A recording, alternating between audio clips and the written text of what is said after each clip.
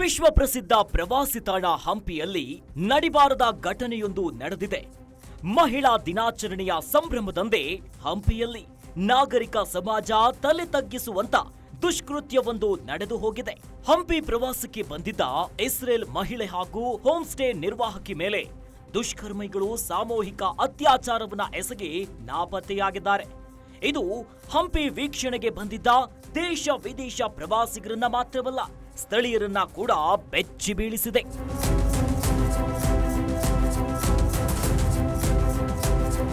ಅವತ್ತು ಮಾರ್ಚ್ 6 ರಾತ್ರಿ 11ರಿಂದ 11:30 ಸಮಯ ಆಗಿರಬಹುದು.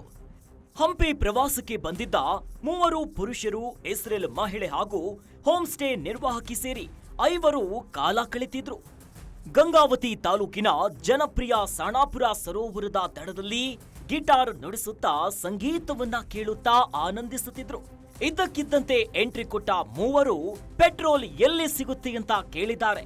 ಇದಕ್ಕೆ ಪ್ರತಿಕ್ರಿಯೆ ನೀಡಿದ ಹೋಮ್ ಸ್ಟೇ ನಿರ್ವಾಹಕಿ ಹತ್ತಿರದಲ್ಲಿ ಯಾವ ಪೆಟ್ರೋಲ್ ಬಂಕ್ ಸಿಗಲ್ಲ ಅಂತ ಉತ್ತರಿಸಿದ್ದಾರೆ. ಇಷ್ಟಕ್ಕೆ ಸುಮ್ಮನಾಗದ ಪಾಪಿಗಳು ಹೋಮ್ ಸ್ಟೇ ನಿರ್ವಾಹಕಿ ಬಳಿ 100 ರೂಪಾಯಿಯನ್ನ ಕೇಳಿದ್ದಾರೆ. ದುಡ್ಡು ಕೊಡುವಂತೆ ಕಿರಿಕನ್ನ ಶುರು ಮಾಡಿದ್ದಾರೆ.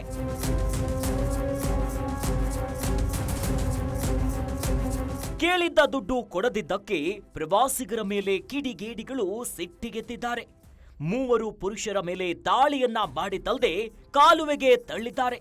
ಜೊತೆಗೆ 27 ವರ್ಷದ ಇಸ್ರೇಲ್ ಮಹಿಳೆ ಹಾಗೂ ಪ್ರವಾಸಿಗರ ಜೊತೆ ಬಂದಿದ್ದ 29 ವರ್ಷದ ಹೋಮ್ ಸ್ಟೇ ನಿರ್ವಾಹಕಿ ಮೇಲೆ ಸಾಮೂಹಿಕ ಅತ್ಯಾಚಾರವನ್ನ ಎಸಗಿ ಎಸ್ಕೇಪ್ ಆಗಿದ್ದಾರೆ. ಕಾಲುವೆಗೆ ಬಿದ್ದಿದ್ದ 3ರಲ್ಲಿ ಅಮೆರಿಕ ಹಾಗೂ ಮಹಾರಾಷ್ಟ್ರದ 2 ಹೇಗೋ ಈಜುಕೊಂಡು ದಡ ಸೇರಿದ್ದಾರೆ.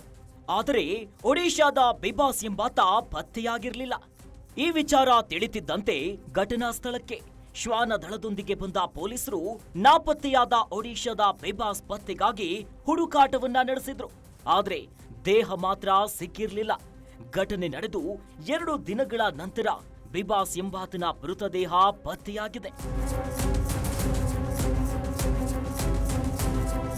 ಘಟನೆ ನಡೆದ ಕೂಡಲೇ ಅತ್ಯಾಚಾರಕ್ಕೆ ಒಳಗಾಗಿರೋ ಮಹಿಳೆಯರು ಗಂಗಾವತಿ ಗ್ರಾಮೀಣ ಪೊಲೀಸ್ ಠಾಣೆಯಲ್ಲಿ ದೂರನ್ನ ನೀಡಿದ್ದಾರೆ.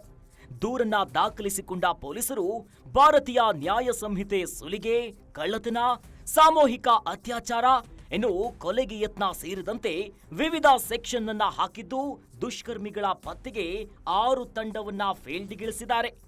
ಅದೇನೇ ಇರ್ಲಿ, ನಮ್ಮ ನಾಡಿನ ಪ್ರವಾಸಿ ತಾಣಕ್ಕೆ ಬಂದಿದ್ದ ಪ್ರವಾಸಿಗರ ಮೇಲೆ ಹಲ್ಲೆ ಮಾಡಿದ್ದು, ಮಹಿಳೆಯರ ಮೇಲೆ ಸಾಮೂಹಿಕ ಅತ್ಯಾಚಾರವನ್ನ ಎಸಗಿರೋದು ನಿಜಕ್ಕೂ ಅವಮಾನವೇ ಸರಿ. ಗ್ಯಾರಂಟಿ ನ್ಯೂಸ್, ಸುದ್ದಿ ಖಚಿತ, ನ್ಯಾಯ ನಿಶ್ಚಿತ.